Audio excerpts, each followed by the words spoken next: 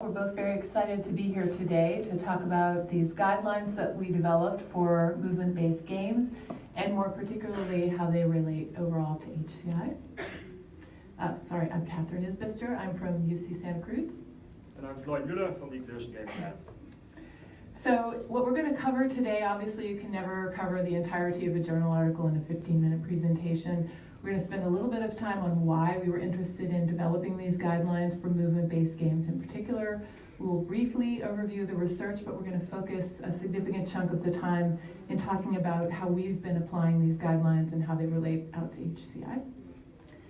So let me start with motivating why we would study movement-based games. And of course, I see some people in the audience who make movement-based games, so not everyone needs to be motivated, but for those of you who don't come from this research sub-area, this is a very large and continually growing area of game design.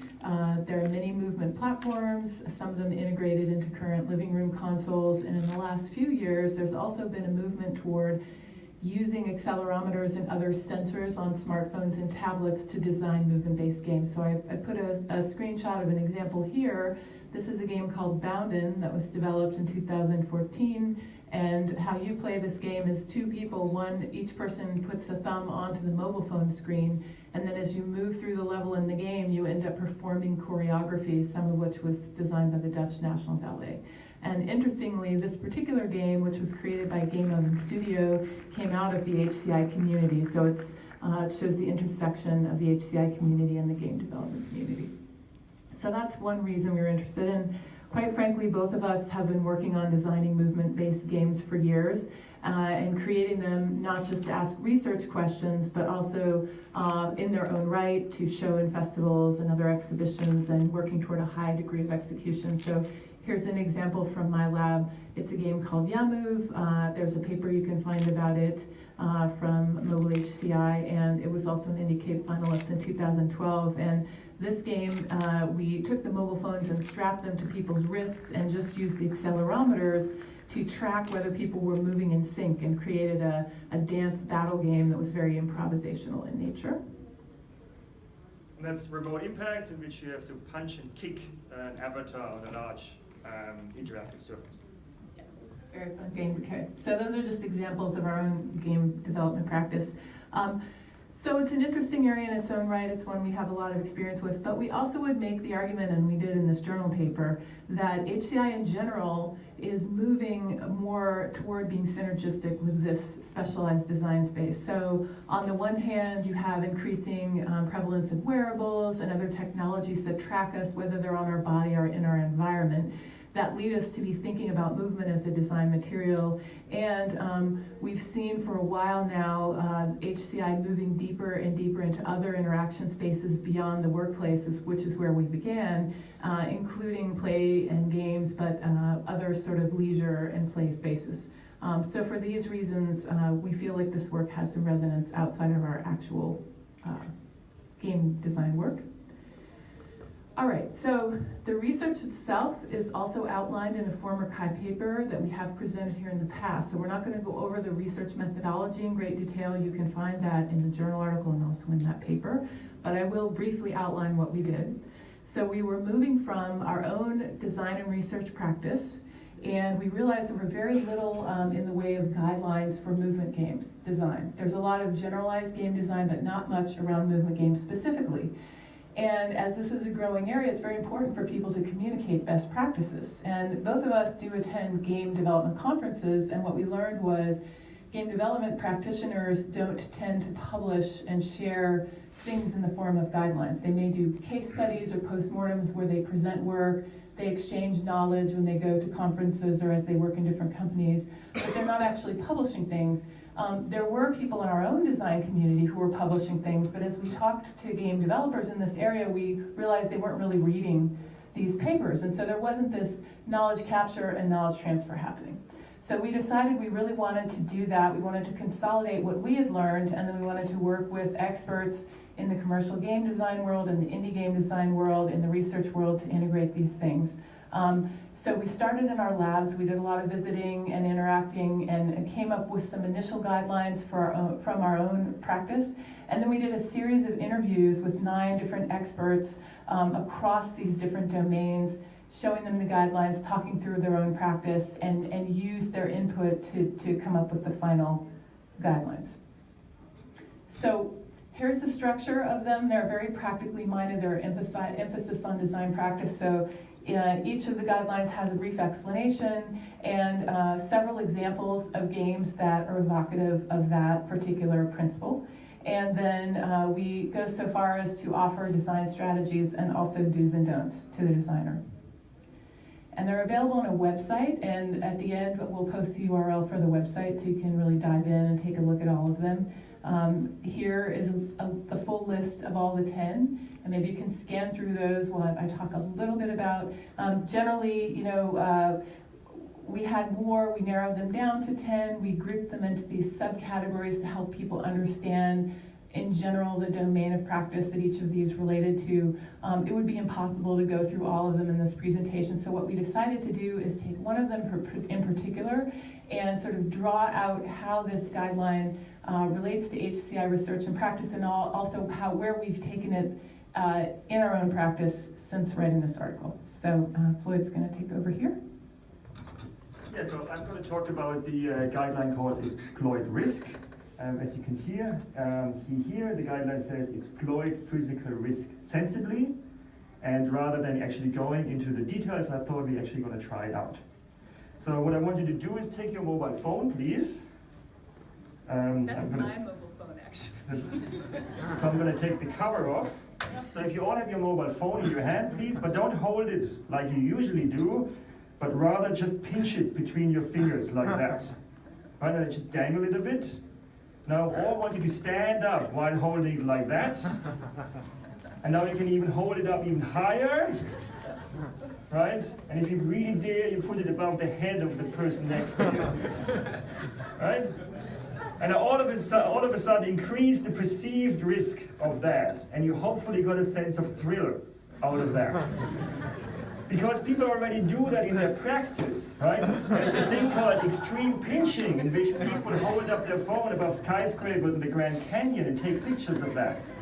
So people do that. They exploit physical risk already. And this has now fed into the HCI practice. And Steve Benford wrote this really nice article about uncomfortable interactions to highlight that we thrive on this physical risk. And there's a new article coming out, one of the authors there, in mobile HCI, on how most mobile interactions are actually not really interactions while being in locomotion, but rather that you interact, and then you move, and then you stop, and then you interact, and then you move again. But if you really want to integrate the movement, the locomotion, and the interaction, we end up here in the upper left. I'm not going to go into detail of the diagram, just look at the upper left here, the danger zone, and you can design for that. And that's basically an HCI way of our guideline of saying exploit physical risk. And again, people have been doing that in their in industry and in their design practice. Here is an app that says throw your phone high up as you can and catch it, and it measures the time in the air and awards you points, and it encourages you to throw it up higher and higher and higher. And I'm not going to do that with the phone there. So people already do that, right? And this is for entertainment purposes only. But I want to tell you a quick story about what just actually happened last week in our practice, where we've been working with Entertainment Assist. Entertainment Assist is a non-profit organization that aims to help mental health issues in the entertainment industry. Because you know, a few people in the entertainment industry earn a lot of money, but most people hardly earn any. They don't have any job security, and that leads to a lot of health issues. And you're actually 3 times more likely to commit suicide if you work in the entertainment industry than any other industry. So we talked to them, and they came to us because they initially wanted to have a game that kind of is targeted at the entertainment industry, hence the game, to make them aware of that, and also, or more particular, help them find help if you have a mental health issue in the community. And what we thought, the one thing, I do need the phone again, the one thing that we thought about was we realized the one thing that holds the entertainment community together is applause, right? That's what they're all really working for, not the money, it's the applause. So we thought we'd turn this action here into a game mechanic and actually, because we can easily record, right, when you do the applause, and then send that applause to somebody else who might have this post-show blues, they call it. Then you can listen to somebody giving you a live applause that hopefully reminds you the last time when you had that applause and the positive feeling you had, and therefore gives you like this psychological boost. We thought it was a really neat idea, but when we proposed it to the developers, they said, no, you can't do that, because when you do that, you might break your phone, right? And here the guideline really helps you to rethink about that you can exploit this physical risk. Because I think, we haven't done any study of that, which is last week, right? But I think if you already all of a sudden have this physical risk with the clapping, it actually might provide some more commitment towards the clapping. You might think about why I clap and for what I clap. I mean, that commitment becomes an increased sense of meaning behind it. So this physical risk can be more than just entertainment. You give meaning, a bigger picture. And that's the next point I want to talk about, this bigger picture, because what we learned since these guidelines for our own practice is that we can see movement as a personal adventure. Personal because it helps us to realize who we are and who we want to become. An adventure because it's an ancient old tradition to make this happen, of who we are and who we want to become. And give an example of adventure. This is Sarah from the lab, and she just tried to climb Mount Everest.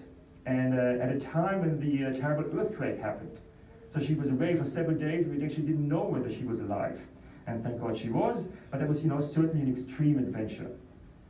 And when she came back, she said she learned a lot about herself and who she wants to be.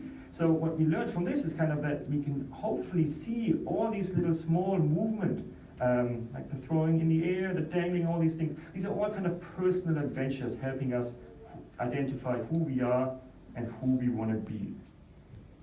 So coming out of all this work, what we learned there is that we don't want another Nike ad telling us to just do it, maybe like blindly follow exercise instructions. What we rather want is see movement as a remedy for personal incompleteness. And therefore we propose a new slogan, which is just become it. And what that it is totally up to us. So you can see where this one guideline has resonated through Floyd's practice, and I just wanted to briefly sort of illustrate how it's moved through my own practice. So if you get a chance at Interactivity this week, we're showing this game Hotaru that was designed by an artist I collaborated with in New York, Kahu Abe. And this game actually uses the principle of exploiting risk in consideration of risk between people or social risk. So in this game, the two people have different wearables that become game controllers, and the way that you play requires physical interdependency. So you have to closely watch and coordinate one another's movements, and you even have to hold hands. And working on this game and the series of games that included Yamove, which I showed earlier, I started to realize that our team was coming up with a very different design vocabulary for thinking about things like wearables. So thinking about what happens if they're social and they involve coordination and collaboration and changes in emotional state and connection between people. And I actually have a piece that will come out in Interactions magazine this summer that sort of outlines some of that work. So I hope that was a good way to help you dive into one of the particular guidelines. Again, here they all are on the screen. And one of the things that happened for us as we were working on this journal article was we realized that although we started this project as a set of guidelines to consolidate knowledge within a subfield and capture it and communicate it to everyone involved, not just researchers, but also practitioners, we realized we actually had a useful tool for thinking and ideating about different and other areas of not just games, but also HCI in general.